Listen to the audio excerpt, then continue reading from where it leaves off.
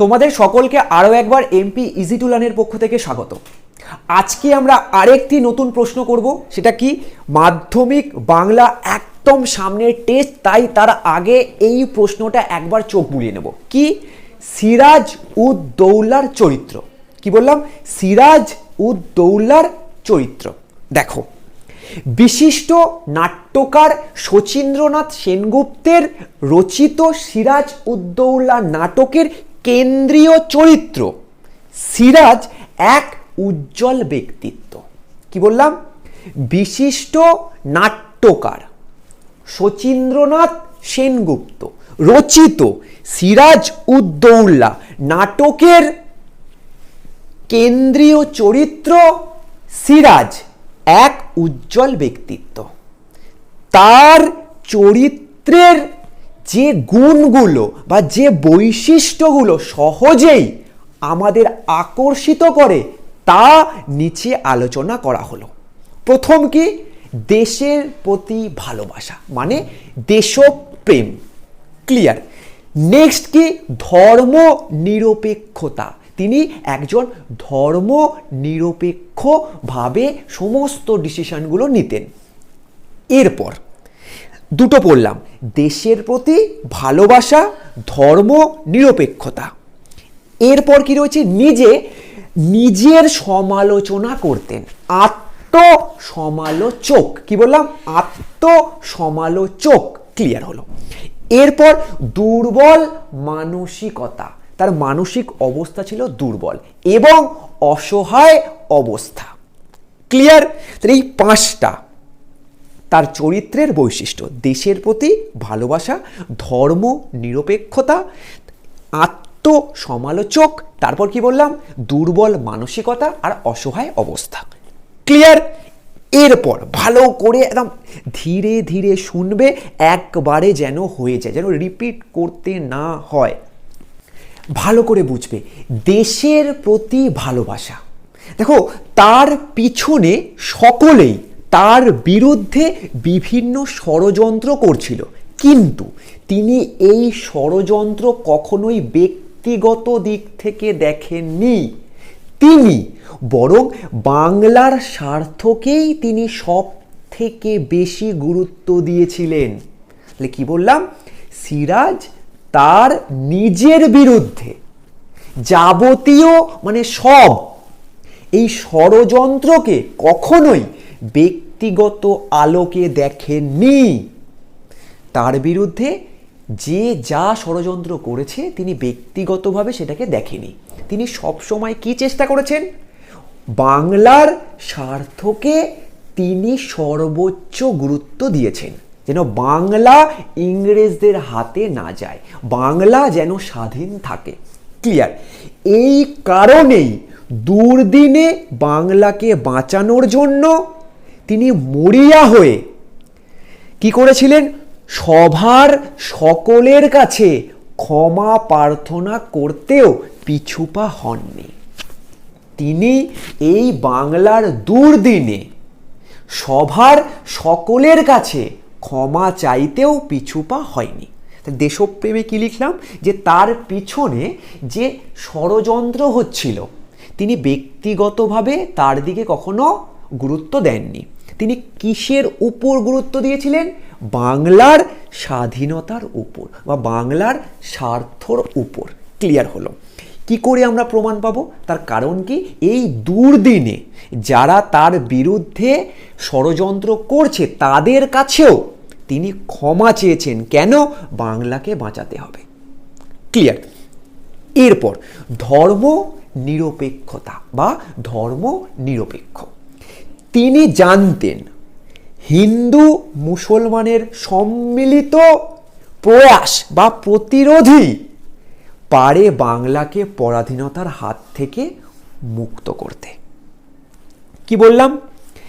তিনি জানতেন যে হিন্দু ও মুসলমান একত্রিত না হলে বাংলাকে পরাধীনতার হাত থেকে বাঁচানো সম্ভব নয়। তাই তিনি গর্বিত কণ্ঠে উচ্চারণ করেছিলেন, বাংলা হিন্দুর নয়, বাংলা মুসলমানের নয়, বাংলা সকলের। সাম্প্রদায়িকতা মুক্ত এই জাতীয়তাবোধের দৃষ্টান্ত সত্যি দুর্লভ, মানে পাওয়া যায় না। কি বললাম? সাম্প্রদায়িকতা মুক্ত এই জাতীয়তাবোধের দৃষ্টান্ত বা দৃষ্টান্ত তুমি বলতে পারো, সত্যি দুর্লভ, মানে পাওয়া যায় না। তিনি কি জানতেন? বাংলাকে রক্ষা করার জন্য হিন্দু ও মুসলমানকে এক হতেই হবে। ক্লিয়ার? এরপর আত্মসমালোচক।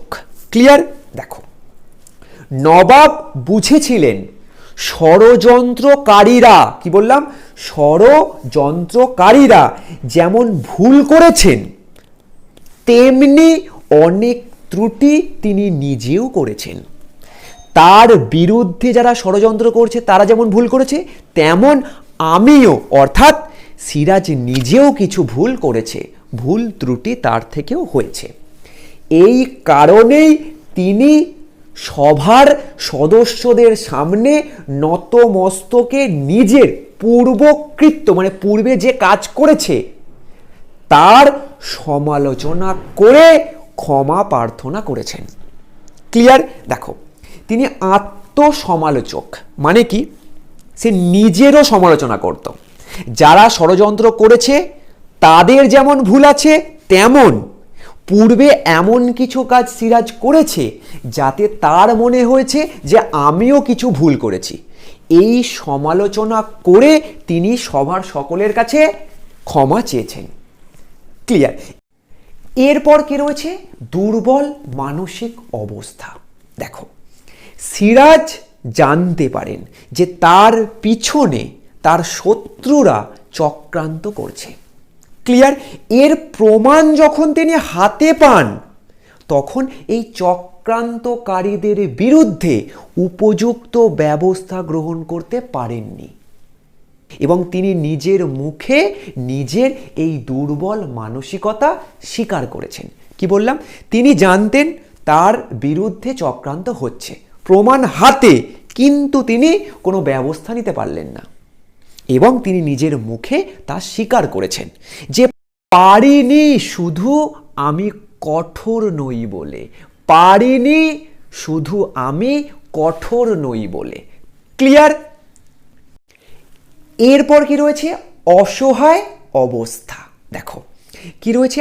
আসন্ন যুদ্ধের অনিবার্য পরিণতি, মানে কি? যে যুদ্ধ আসছে তার পরিণতি একদম নির্ধারণ করা হয়ে গেছে, যেটা আর পাল্টাবে না, অনিবার্য। আগে থেকেই কল্পনা করতে পেরেছিলেন সিরাজ।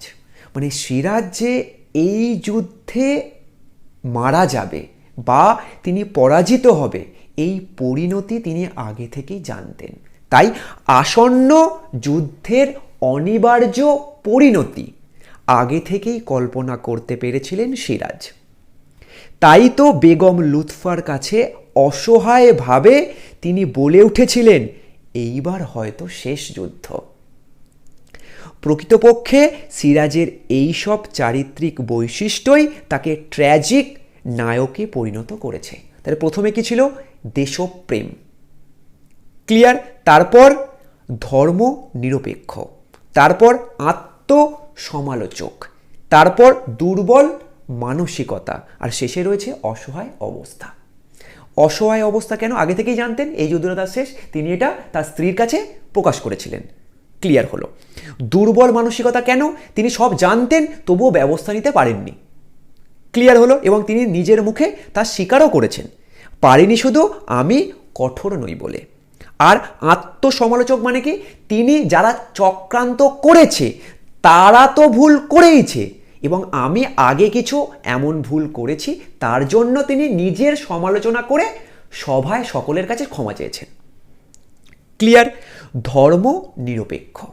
তিনি জানতেন যে বাংলাকে বাঁচানোর জন্য হিন্দু আর মুসলমানকে একসঙ্গে কাজ করতে হবে, একত্রিত হতে হবে। তাই তার কণ্ঠে শোনা গেছে বাংলা মুসলমানের নয়, বাংলা হিন্দুর নয়, বাংলা সকলের, এবং সকলকে সাহায্য করতে হবে।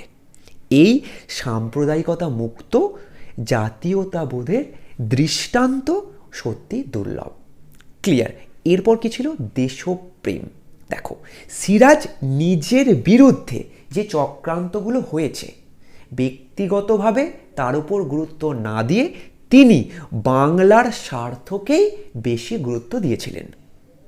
এই কারণেই দুর্দিনে তিনি সকলের কাছে ক্ষমা প্রার্থনা করেছিলেন। আশা করছি এই প্রশ্নটা এইবার তোমরা একদম লিখতে পারবে। এছাড়া বলো সিরাজ থেকে আর কি প্রশ্ন করতে, তোমরা বিষয়বস্তুটা অবশ্যই একটু ভালো করে পড়বে সিরাজ থেকে। তারপর এদিকে রয়েছে খসেটি বেগমের চরিত্র, সিরাজের চরিত্র, আর দুটো প্রশ্ন একটু ভালো করে দেখে যাও, সেখান থেকেই তোমরা সমস্ত যে কোনো প্রশ্ন আসলে একটু বানিয়ে লিখতে পারবে। প্রথম দিকে চেষ্টা করবে উৎসটা লেখার, তারপর যে প্রশ্ন করবে সেই অনুযায়ী উত্তরটা লিখবে।